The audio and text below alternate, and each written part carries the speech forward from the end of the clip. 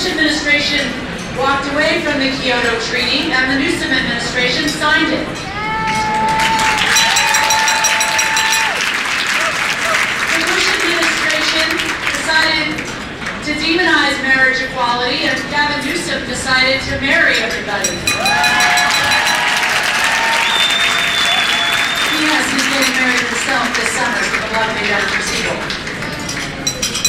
The Bush administration said it couldn't be done. We couldn't have universal health care. And remember, we came just a few votes shy of providing health care for every child in America. But in San Francisco, Gavin Newsom is providing health care for all of our children. Just imagine what he might be able to do on a broader scale. Now, the quote I found tonight for Gavin Newsom comes from Annual Roosevelt. Perhaps some of you have thought it before. I know that when I open up the newspaper or listen to those fireside chats, I sometimes find myself thinking this exact thought. So Gavin, here goes. Do what you feel in your heart to be right, for you'll be criticized anyway. You'll be damned if you do, and damned if you don't. Ladies and gentlemen, please welcome the great mayor of the city and county of San Francisco, the rising star of California politics, the national politics, Gavin Newsom. I thank you very much, all of you, for taking the time to be here tonight, particularly all the candidates for office. It is an extraordinary thing to step up and step in and be part of the change you want to see. We tend to talk about our vision for the future. We talk about the importance of universal health care. It's no longer good enough for all of us to stand here in front of you and to sit there and say we are committed to universal health care and then just walk away after we get all the applause. We have got to be held accountable for producing real results. This is important. And that's why I'm so proud of what we've been able to accomplish in San Francisco. I want to tell you this. We're able to accomplish it with the same challenges that exist down here in San Diego, the same challenges that exist in every city and county in the state of California, all suffering the same budget deficits, all suffering the same consequences of the lack of leadership from the federal government on the issue of health care and health care reform.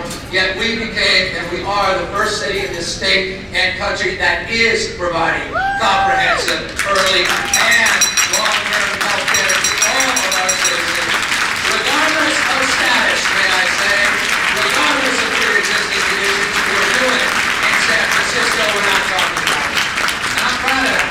And people say that just simply couldn't be done. They say you don't have the money. How are you going to pay for it? That's the old excuse. $73.1 million came out of nowhere from the federal government through a state grant because we had the courage to think about the challenge a little bit differently and implement a plan and hold ourselves accountable for real results. I say this not to impress you, but honestly to impress upon you. There's not a city and county in the state of California that cannot do exactly the same. We can do universal health care, and we can do it today. We don't need to wait for what's happening in Washington, D.C. It is time for bold leadership on the issue of environment and not the continuation of the same. And I will say this, as a mayor that's trying to do more, and I appreciate we're trying to roll back our CO2 emissions 20% below 1990 levels by 2012. I'm proud that we're doing that. We're still playing in the margins.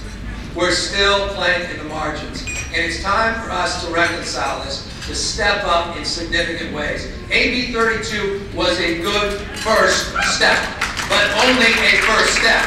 Make no mistake.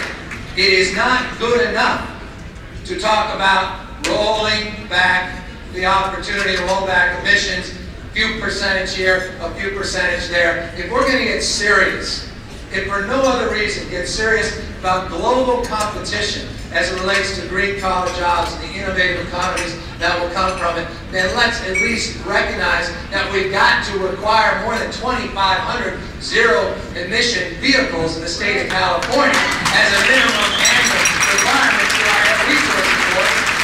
We got to get a little more aggressive with these standards. In San Francisco, I want you to know, we're doing a lot of good things, and I got to tell you, I'm into habitually stealing ideas. So if any of you have any better ideas, come see me right after this presentation, because it's all about, again, best practice. We in San Francisco are the most aggressive solar program in the United States of America, the most aggressive rebate program anywhere in the United States. We have the largest municipally owned solar projects of any city in America, and we've just begun. We're doing the same. We're doing the same on green building. It's not good enough, politicians, to talk about greening your own municipal buildings. It's time to get all those private sector buildings green as well. So let's not make that mistake. That's why in San Francisco we're proud that we have the most aggressive green building standards of any city, not just in the United States of America, but any large city anywhere else in the world. And the developers signed off on it. They get it. They're not going to be able to do business in our town unless they're meeting the LEED certification to LEED Gold, including remodels. And we're able to do it as we grow our economy, as we bring new jobs into San Francisco, as we continue to advance our environmental stewardship. So don't let anyone tell you you can't grow the economy and advance aggressive environmental standards that live in the old industrial age, not in today's environment. We're doing the same on alternative fuels, on biodiesel. We've converted our entire fleet. We were the first city in America to roll back a requirement for all our taxi cabs. Now you don't know this, because you all know about Mayor Bloomberg in New York, because he, unlike me, announced his taxi cab initiative on the Today Show. I announced mine on local cable channel 26. And that is a little bit of a competitive disadvantage, but we started 2 years ago. And I got to tell you, San Diego, you can do the same. It takes a stroke of a pen, takes some leadership, city council members, and the next mayor, Democrat, to do the same thing right here in San Diego. It doesn't take that much to be brave and do these things.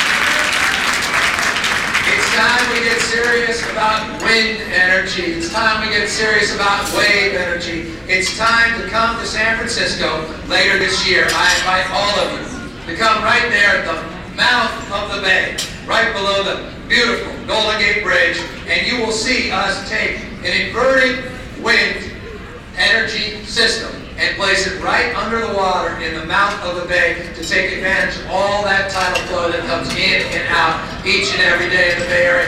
Technology that exists today, technology that can exist anywhere tomorrow across this state. It exists, we can make that happen.